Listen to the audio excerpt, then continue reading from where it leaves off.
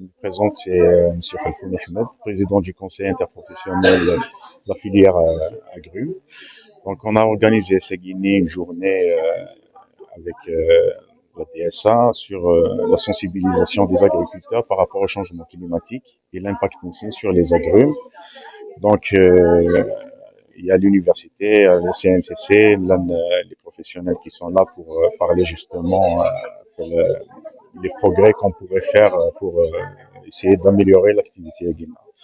Donc, on parle, ça dit beaucoup plus avec les sols, donc l'amélioration des sols pour essayer d'arriver à changer complètement la façon de travailler avec laquelle on travaille actuellement. Donc, essayer d'apporter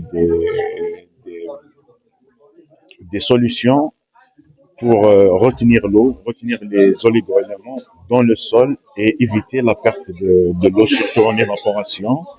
Et éviter aussi le lessivage, ce qui veut dire qu'un mène directement dans les sols et on perd une grande quantité d'eau, une grande quantité de nutriments de les profondeurs.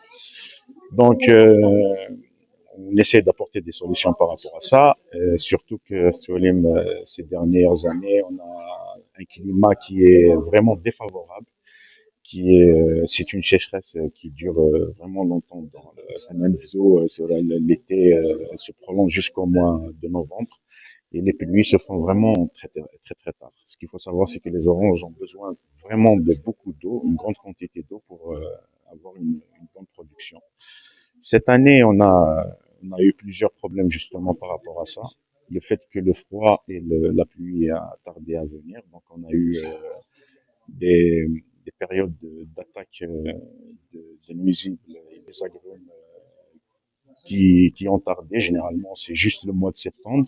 Et là, ça s'est prolongé jusqu'au mois de novembre. Donc, c'était vraiment difficile à gérer. Et donc, on essaie vraiment d'améliorer les choses la journée. Et on essaie de sensibiliser l'agriculteur pour trouver des solutions vraiment adaptées. C'est nous qui devons nous adapter au climat et pas le contraire.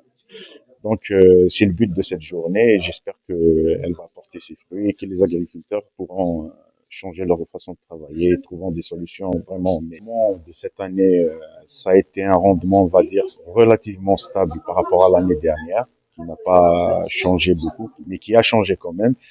Ça n'a pas changé, c'est les efforts que les agriculteurs ont fait dans la filière pour justement arriver à ce résultat. Mais si on continue à travailler de la même manière, ça sera vraiment compliqué pour avoir des rendements aussi importants.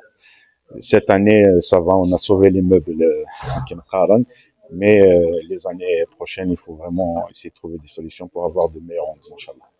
La qualité de nos oranges est toujours très bonne. On a une très très bonne qualité d'orange, même si on n'a pas assez de terrain pour faire une grande quantité, mais on travaille beaucoup plus sur la qualité. Et la qualité, comme vous pouvez le voir, c'est des oranges qui sont très juteuses, très sucrées, qui sont et d'un calibre vraiment très bon. Donc on concurrence vraiment les meilleures orangeries qui viennent d'ailleurs. Les variétés, on a vraiment beaucoup de variétés.